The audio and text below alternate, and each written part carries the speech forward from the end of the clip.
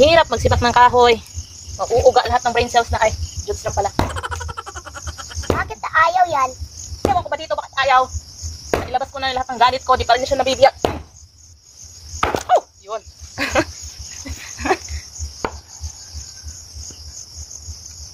Oh!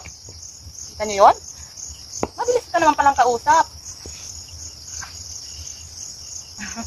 Pala niya ng bukan. Ayaw na tumayo. Ganyan lang. Sige.